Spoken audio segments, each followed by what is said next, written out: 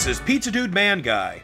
It's been a while since I've done a video about my own biggest Smash desires, and the next 4 Smash isn't quite ready yet. So, before they announce the next official newcomer, I thought I'd do my own personal top 10. When I do 4 Smash videos, I challenge myself to variety by picking characters from games I've recently played. Some are characters I'd really like to see, but a lot are recent, random, or even patron picks. This top 10 is purely for my most wanted Super Smash Bros. Newcomers at this point. On that note, please keep it in mind that these are entirely my own opinions. There are plenty of characters that are highly speculated or requested that won't be on this list simply because I've either never played their games or I have my own priorities. I will not be including assist trophy characters. We don't really know the limitations of this, but as of now, we've simply never seen assist trophies become playable in the same game. However, I am considering Base Spirit's free game this time. DLC Season 2's characters were probably not decided upon when the game launched, so there's been time to reconsider these characters. Smash 4 had some trophies that became playable later on. Just to be cautious though, I will also not be including characters from Spirit events. Some speculate Season 2 DLC characters being chosen as early as when Hero released, so I'm guessing that they would have reserved these spirits for relevant newcomers. Once again, we can't know for sure. If I'm wrong, and that's fine. Too many people are scared about being wrong. I'm just laying down the rules for this video, so let's finally get started. Number 10. Tails. I know several people that are expecting some kind of Sega newcomer that's actually a fully owned Sega property, but to me, Tails is also a video game icon in his own right. When I was a kid, he was basically synonymous with Sonic. Sonic and Tails, Sonic and Tails. He kind of tops my own personal list of historic characters that I think should be in Super Smash Bros. One of the highlights of the Sonic games is its beloved cast, and I believe that if any third-party series got a full-blown second character, it would be Sonic. My personal choice for that spot is Tails. Number 9. Geno. Those of you that have kept up with me for the last few years know that I'm not necessarily the biggest propagator of Geno in Smash. I think he'd be fun to play, and I'm a big fan of Super Mario RPG, but the choice of Geno seems so random to me. However, that's kind of exactly what Geno represents, the next classic Smash fandom pick. Following the footsteps of characters like King K. Rool and Banjo-Kazooie, someone who hasn't had a big role in a game in a long time, but the pure desire and demand to see the character in Super Smash Bros. Has helped keep them alive. I believe that is a testament to itself. Number 8. Dixie Kong. It's a special treat when a major video game sidekick gets an adventure of their very own, but Dixie already accomplished that long ago as the main character of Donkey Kong Country 3. She's also stayed relatively consistent. Even when new Donkey Kong games weren't really happening, Dixie was still making appearances. And then, she was basically the featured newcomer of Donkey Kong Tropical Freeze, a fantastic game that still has very few references in Smash. Dixie could easily come with a snowy stage and some great music. Heck, we don't even have our original Donkey Kong Country Returns stage anymore. Some have proposed Dixie as a Diddy Echo, but I'd much rather see her use her ponytail as the primary attack method.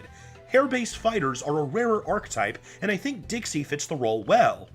Peach and Zelda definitely have their moments, and Samus is the cream of the crop, but beyond that, I believe Dixie Kong is the definitive next big Nintendo heroine. Number 7. Lloyd Irving. A lot of people are speculating something from Namco, given their many missing Mii costumes, but what about Lloyd specifically? Well, the Tales of series is probably the next big JRPG franchise to include after Final Fantasy and Dragon Quest, given its history, and Lloyd is internationally the most recognized character. I mean, he was the one who had the Mii costume in Smash 4. Even though Lloyd is another anime swordsman, his dual-wielding fighting style stands out from the rest of the cast, and his moveset can literally be made up entirely of his many arts, special attacks in the Tales of series. I think Lloyd Irving would be a great, fun, plausible addition. Number 6. Yuri Lowell. While Lloyd might be the more recognizable face, he's not my personal preference. Tales of Vesperia is one of my favorite RPGs of all time, due in no small part to its cast, especially the main character, Yuri Lowell. I've already dedicated an entire video to how much I'd like to see Yuri in Smash and what I think his moveset could be like, so I'll link that at the end. Please check it out. Long story short, Yuri has been a pipe dream character to me for a while, but now that Vesperia has had a Switch release, it actually seems like a possibility. Number 5. Heihachi Mishima. Hey, another Namco character! If there was any series I wanted to see integrated into Smash Bros. Even more than Tales of, it's Tekken. As a big fighting game fan, I was ecstatic when Ryu was announced. Street Fighter II was one of my first video games ever. I wanted to see Smash Bros. Continue in this direction and bring in all the big fighting games, and seeing Terry in Smash has only made me want Heihachi even more. I suppose it doesn't have to be Heihachi. Jin Kazuma would be a great Smash character as well. I'm just kind of assuming Heihachi would be the frontrunner as the mascot character of Tekken. Let's get all the big fighting game mascots, or at least the ones that aren't banned in Japan. Number 4. Phoenix Wright. I know there are Capcom games that are more action-oriented, possibly with more supporters, but this one is a big personal pick. Ace Attorney is one of my favorite video game series of all time. I've played the games, I've watched the anime, I started a YouTube series on it, I used it as part of my high school graduation assignment, and it's largely how I started hanging out with Chris. Phoenix Wright has plenty to offer as a character. Marvel vs. Capcom 3 already proved how he could work as a fighter, and he comes with a stunning soundtrack. Again, one of my favorites of all time. And Ace Attorney is almost exclusively a Nintendo series. I know that's not a requirement for third-party characters, but it's still my preference. The characters I enjoy most in Super Smash Bros. Are the Nintendo characters, regardless if they're first or third-party. Phoenix would be the character that makes me absolutely flip out. Number 3. Karate Joe. I strongly believe that Rhythm Heaven should have a playable character in Super Smash Bros., and Karate Joe is undoubtedly my choice. He's the face of the series, and he already comes with a fighting motif. Now, if we want to go back to the good old Gamatsu leak of Smash 4, it was believed that the chorus kids from Rhythm Heaven were meant to be newcomers. There's a lot in Smash 4 that implies something for Rhythm Heaven. And had that been the case, I would have been fine with it. No matter who is chosen from Rhythm Heaven, the concepts are the same. Keep a beat and reference as many Rhythm Heaven minigames as possible. I'm happy with the Karate Joe moveset video I did, but I've seen some amazing alternatives. Ryan Gadea recently did a Joe moveset, Kevin Fagarigan did a really great barista moveset. The point is that there's so much stuff, characters, stage, music, from Rhythm Heaven that I want to see in Smash Bros., and it feels like it was so close. It should already be there. Number 2. Ryu Hayabusa. I love seeing classic third-party Nintendo icons join Smash Bros.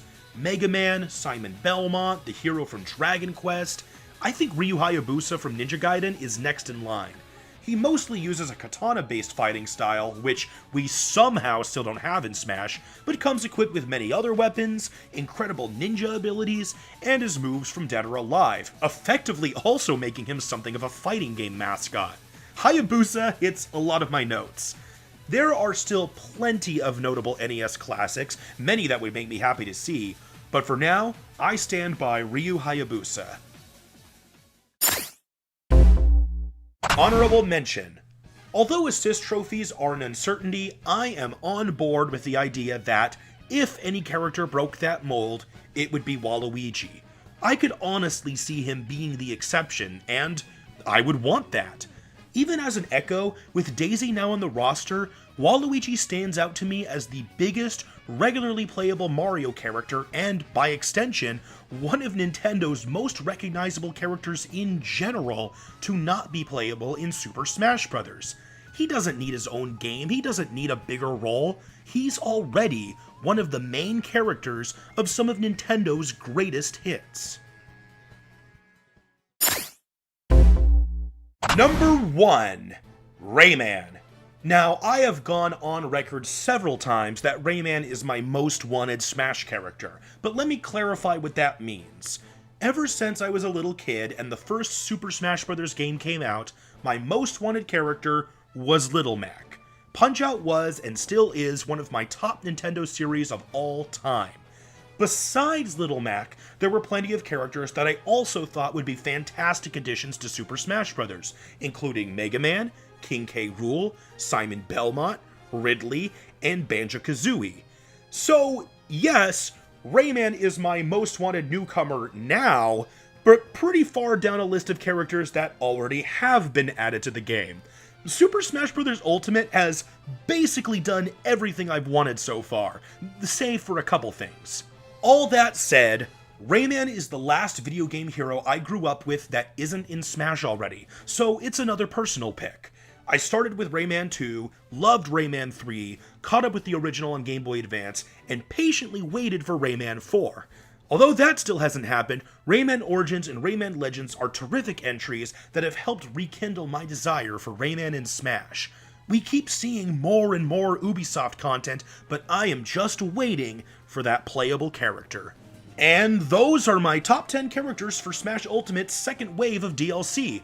A special thanks to Chris and Miles of Adustus, check out their D&D stream The Natural Ones on Twitch, to my wife Rosie, Rune342, and Amy Waters for their participation on the thumbnail. Let me know in the comments who you want to see in Super Smash Bros. Ultimate, and I'll see you next time for the next character. You're good. Sorry, I suddenly forgot my lines.